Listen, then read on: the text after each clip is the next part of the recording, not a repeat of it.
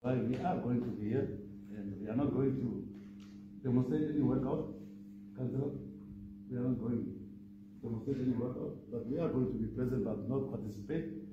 And the other one also is that my second registration, I hope it's on record. My second registration of objection is that all whatever is in here is all recommendations by MC towards the full council.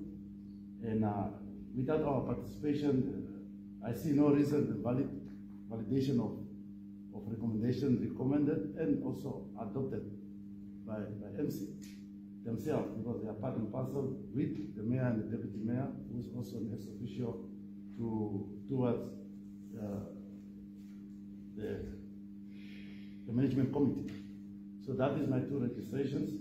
So meaning that whatever we are going to take in here remains invalid until we attend the workshop that was recommended by the ministry.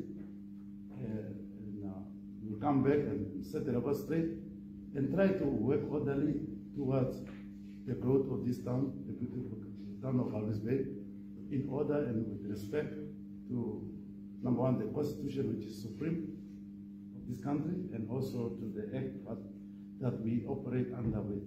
So that is my objection, Your Worship. Thank you very much.